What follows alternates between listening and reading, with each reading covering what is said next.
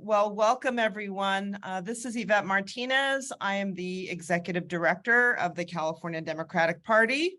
Welcome to our first prop talk of the 2022 November election season. We are excited to bring this prop talk to you first. And this one is about Prop 1. For those of you who do not know, but I'm pretty sure you know, Prop 1 is the attempt to protect abortion rights in California, and it will amend our state constitution to explicitly prohibit the state from denying or interfering with personal choices related to reproductive care. We have two amazing speakers tonight that I will introduce. The first is Jody Hicks.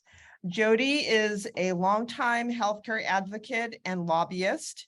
She serves as a CEO and president of Planned Parenthood Affiliates of California. Please give me a virtual welcome. Give a virtual welcome to Jody Hicks. Thanks, Yvette. Thanks for having me. Yes, of course, Jody.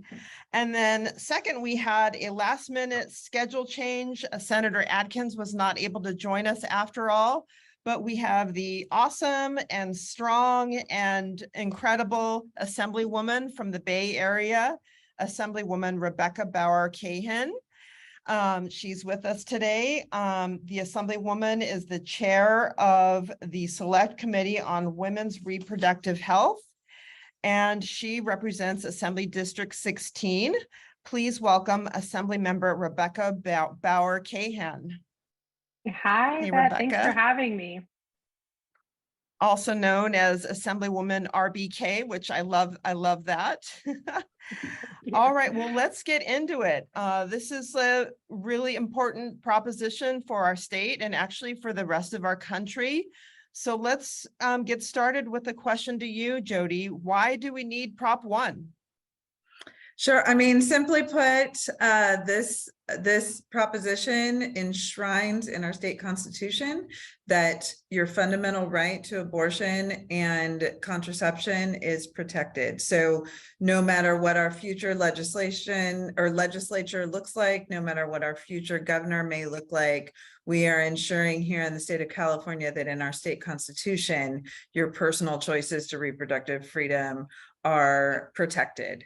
And it's important because we just lost a federal protection. Despite 50 years of precedent and settled law, we no longer have that protection in our national constitution. So it's important for us to ensure that future generations have the protections that we need here in the state of California.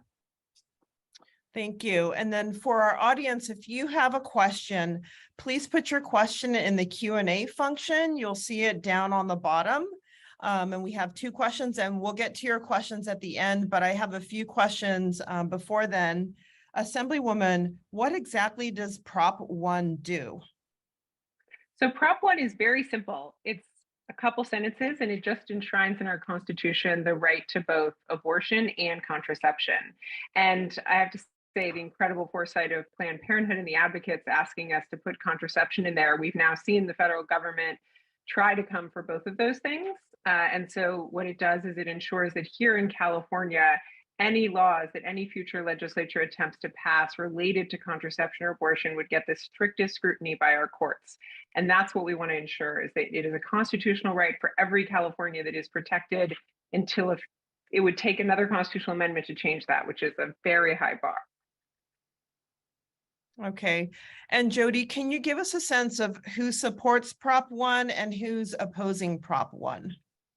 Sure. I mean, on the support side, we're just really fortunate. It is a laundry list of healthcare providers, unions, certainly reproductive justice stakeholders, legislators. We have a really long list of supporters. Our polling is showing that it's, abortion is on the ballot and abortion rights are more important now than ever, and people know that.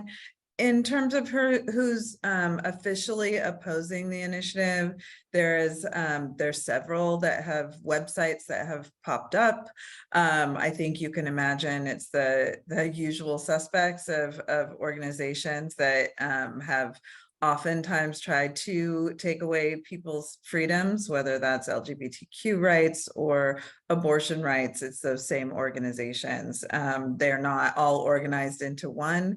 There's several different committees that have popped up, but the Yes on One campaign is really organized with a lot of support, and we're fortunate to have that. Okay, thank you so much. Assemblywoman, Californians support the right to an abortion, and Governor Newsom and the legislature recently passed and signed a suite of bills that would expand access and help pay for care. So why is Prop 1 necessary? Well, let me just be clear, the governor hasn't signed all of the bills. We're waiting for that to happen, but optimistic he will. So, Governor, we're ready for it. But just wanted to clarify that point. He doesn't get credit till he signs them. But yes, we have done an incredible amount of work. And I have to say, it's an honor to be here filling in the shoes of Madam Pro Tem, who is an incredible leader in this space and really led the Senate through many of these bills. And we did some on the Assembly side as well. And those bills changed California for the better. They made sure that we are a reproductive freedom state, that we are protecting every woman who shows up here to get reproductive health care, whether she's a Californian or not. But that doesn't protect us in the way this constitutional amendment does, right? What we need to make sure is that we're moving the legal ball forward and continuing to build up our infrastructure, provide access to providers, protect civil liability and criminal liability shields, all the things that our laws did. But at the end of the day, what we need to ensure is that every single pregnant person in California has a constitutional right to an abortion, and that every single person in California has a right to contraception, and that it is not easy to take that away. And a lot of people are asking what the federal ban that was presented this week would do. And what this constitutional amendment does is gives us the strongest possible grounds on which to fight a federal ban. So we need to move forward and set California up to continue to provide reproductive health access in every form to every person who shows up in our borders.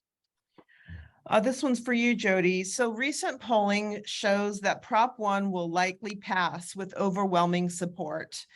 What do we have to say to voters, and what can we do to encourage them to turn out and vote yes? So this amendment, a little different than the other ones that you're seeing all over the advertising on television right now. This was a very short runway. And it was because despite us putting together a council where we've been looking at what we need to do in the state for an entire year, this particular piece, we didn't know exactly what the Supreme Court would do. And our worst fears came true, right? They completely overturned Roe v. Wade, despite that wasn't actually the question in front of them. They went ahead and overturned Roe v. Wade in its entirety. And so what we knew then is the right to privacy as we know it is no longer enough. And we needed to ensure that we were very explicit in our state constitution, and we needed to do it right away. But that left us with a really short runway. And so while we're looking at what's happening across the country and the anger and that being turned into action and voters really wanting to vote on this issue, they're not necessarily aware that this proposition is on the ballot because it happened so quickly. And so we're really running a broad awareness campaign. And I think for folks, especially everyone listening today, it really is about letting your friends know, getting the word out. We have all the materials now. We have a full campaign with signs and walk pieces and all the things necessary. And it really is about letting people know that abortion truly is on the ballot. And if people know that, they'll come out and vote. And I just want to point out that it's important for California obviously it's important because in other states, they are banning abortion and people really truly are confused about what the law is. And this sends a very clear message to not just Californians, but to people in Texas that need to come to California for services, that they know that it's safe and accessible and legal and protected here in our state. But it also sends a message to voters across the country and for other states that are looking to do this in 2024. And we need to have a big showing that it's working. If you put abortion on the ballot, people will show up and vote for it. Okay. Assemblywoman, Senator Lindsey Graham, a right-wing conservative from South Carolina, recently introduced a federal ban on abortion. What do you say to voters who are confused about how that would impact California if Prop 1 were to pass? Well, I think it's a clear sign that despite what the conservative movement had said at the overturning of Roe, which was that they're sending it back to the states, that that's not their intention. Their intention is actually to control my uterus and everybody's uterus in every state in this country. And so it's important that we are doing what we're doing, both at the legislative level, but also on the ballot to protect us from what they will try to do if they have control of the House or the Senate. And so, I think, again, what Jody said is really, really important. Abortion is legal here in California. Don't be confused. Abortion is legal. We're going to continue to protect abortion. We are putting abortion on the ballot to put the strongest possible protections in place here in California. And so, yes, they are going to try to do a federal ban. We now have seen that in print. But we are standing up for abortion. The voters will stand up for abortion, and we just need them to come and vote for it. Okay, great. Jody, will this measure cost California voters anything? What is the cost of Prop 1?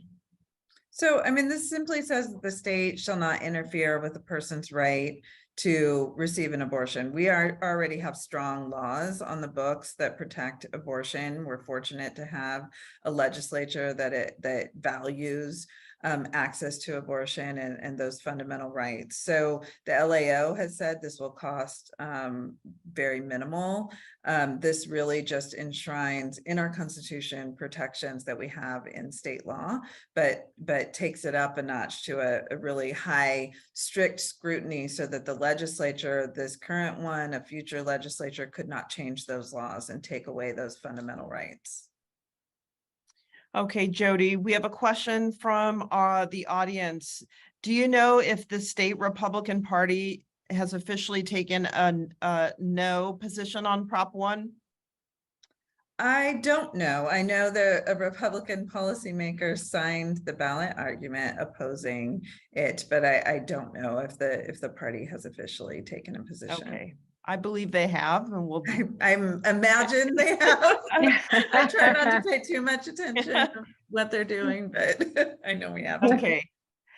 And then I have another question, Assemblywoman, for you. It's a legal question again. How, if the Supreme Court says, if there's a national ban, how does this stay legal in California? How does that work? So that's an interesting question, and one we don't know the answer to. Obviously, we have a Supreme Court that's hostile to women's rights and abortion rights. And so with that, I can't be confident about anything. And we didn't, as Jody said, anticipate a full overturning of Roe v. Wade with the case that was before them, and yet that's what happened, right? So we will do everything we can to fight. And again, having a strong constitutional protection is the best thing we can do to be prepared to fight this. Right now, our constitutional protection, as I think pointed out in the chat, is based on the right to privacy. They've overturned the right to privacy. Now, we still have a state right to privacy. And so, but the clear, unadulterated right to an abortion in our Constitution is the strongest possible position to be in if there is a reason for us to need to fight this at the federal level. And then the question will come down to whether or not we have a right to be more protective in this way than the federal government. That's the fundamental principle of states' rights. We get to be more protective than the federal government, not less. And it would absolutely be, I'm sure, the Attorney General's position that this is more protective. We are more protective of women's rights and women's right to access abortion. And so as a result, we're allowed to do this. And that would be a decision for the Supreme Court. Okay, and I have confirmed that the California GOP Republican Party is officially against Prop 1. So just making sure everyone knows that. Okay, we have another question. Is there a social media kit for those of us who want to show our support for Prop 1? How can we be more involved? So there are toolkits, there are signs, there's everything that's needed on the website. It's yesonprop1.ca.gov. I believe it's in the chat. I know somebody put it in, but there are all the things you would need, social media or otherwise, to support these efforts. Okay, And great. you can order walk pieces, which I did. And now every time I'm doing a joint walk with someone, I'm showing up with my Yes on One pieces and we're dropping those too. So remember, this is something you can do in conjunction with other walks. That's great. I know the party, we have a Prop 1 toolkit that we dropped in the chat here.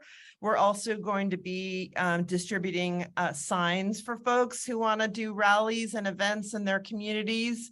And I know we're also organizing young people on college campuses to get involved through our Forever Organizing program. I know that right now we have students on college campuses getting ready to register their fellow friends on campuses and make sure that everyone turns in their ballot by November 8th. Rovember is coming, and there are so many other ways that people can get involved. We'll be sure to put them ideas for involvement in the chat here.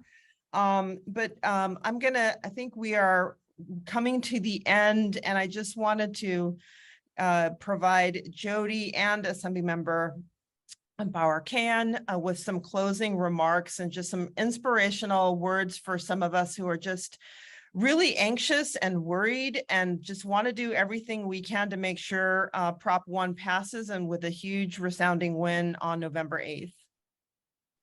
So I'll turn it over to you, Jody. Sure, and thank you for having this forum for people to find out about the initiative and more information. Also, please visit the website, contact us if you have more questions or ideas. We're happy to take those. But I think, you know, for one thing to know is California really, and you know, Assemblymember Bauer-Can, other policy leaders, we have been planning for this for an entire year. We opened up the Future of Abortion Council. We were looking at everything we needed to do to ensure that California is a reproductive freedom state, that no matter what happened at the Supreme Court level, that we would be able to take care and ensure access to abortion for people here in California, but certainly 26 states is what we're looking at. By the end of the year, 26 states, over half the country, is going to institute a ban on abortion. And you can imagine that that includes criminalizing providers, that includes criminalizing patients trying to seek care that they need. And so they're really creating this culture of fear and confusion. And we're hearing that from patients, and we're hearing that from patients in California, not just from out of state. And people are asking, what is happening? Do I need to hurry up and get my IUD? What is happening at the national level? And so this initiative was talked about for an entire year about what are all the things we need to do, whether it's our state constitution or our laws. We put this forward as soon as we saw crystal clear what the Supreme Court was going to do. But it's important because it protects our people here in California, which you can imagine, this is the first time our generation behind us have less protections than what we have. And if we don't do everything we can to ensure that their futures are protected, then shame on us. And we need to do that. We've led in California on our policies. We're leading in California in these efforts as well. And we know that other states are looking at the turnout and what happens here in California for their states to do the same. And right now, that's all we can do. We don't have a federal protection. We have to do everything we can at the state level to ensure that we're protected. And we're going to do everything we can, and this is a part of it. So I thank everyone for calling a friend and 5 friends after that and ensuring everybody knows, and they have a chance to voice. I know people are angry and sad. This is your chance to voice all of that with a ballot, that abortion's on the ballot. And I'm personally also just, I didn't know I'd see a time that we'd have lawn signs that say abortion rights on them, and people want them and are using them. So I'm really, really proud of California. And I hope, you know, this is a win where the rest of the country is heard around the country. Thank you. Assemblywoman, departing words for all of us who want to do more and want to be more involved in the final stretch. Yeah, so first of all, I have to say I loved the song you opened with. I was perfect. I'm gonna play that more often. But my pump up song, just so you all know, is how lucky we are to be alive right now. And we have to remind ourselves this is a really hard time to be in this fight. And I am so grateful to be a Democrat, to be in this fight with every single one of you. But we're lucky because we have an opportunity. And I'm lucky because I get to serve the incredible people of my assembly district every day at a moment in time where what we do matters so much. It matters every day, whether we stand up for our LGBTQ plus neighbors, whether we stand up for abortion, for all the things that they're trying to take away from us at the federal level. And so we have an opportunity here, guys, to make sure that people show up, that they vote, and that we send an incredibly strong message that California is the state that will stand up every single day for every person to access comprehensive health care, and that includes abortion.